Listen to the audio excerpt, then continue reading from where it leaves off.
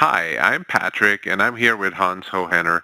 And today, Hans is going to walk you through replication, aggregation, as well as load balancing. In this picture, you can see we've already set up network ports that are taps that are coming into our network packet broker. They're going to run through a filter, and then on the right, you see that there are different load balance groups for DLP, network traffic analysis, IDS, as well as a lab firewall. Hans? So let's talk about really quick why we want to do this. So aggregation, when we talk about aggregation, that's taking one or more feeds coming in from the packet broker and bringing it into a dynamic traffic filter. You know, we can certainly add, if you look here, I've got a lot of disabled ports.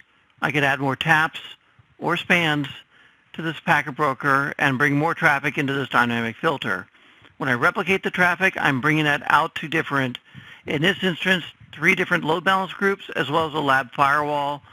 The lab firewall there could be to make sure that any point release you guys are working on, you're taking traffic off of your production network and running it through your lab so that that change window is more successful.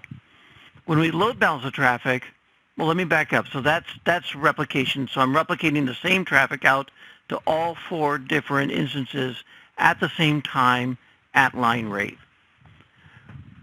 Now to talk about load balancing. When I'm talking about load balancing, if I look inside any one of these 3, you notice I've got 3 instances of the tool. So I'm load balancing that across. And one of the questions we always get is, what's the load balancing algorithm we use? So let me show you that. If I look in System and in Settings, and wait for the dialog box to come up, and look at either IPv4 or IPv6, just click on the blue text here. It pulls up our load balance settings. So here we can specify a full 5-tuple of source IP address, destination IP address, source port, destination port, and then ether type. The ether type would be either TCP, UDP for IPv4 or IPv6. So use all 5 of those to develop a hash to determine which instance within the load balance group the traffic can flow to.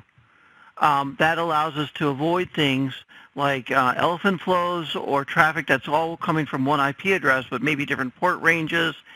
We still can distribute it across several instances of the tool and make sure no particular instance is getting overloaded that way.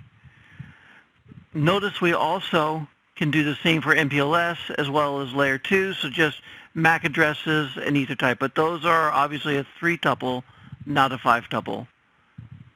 Hopefully that explains what load balancing and port aggregation and replication are all about within a packet broker. Thanks, Patrick.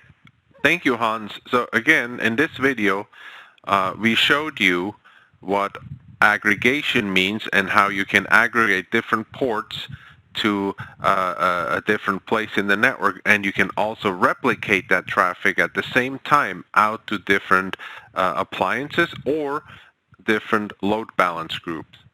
Thank you for joining us today.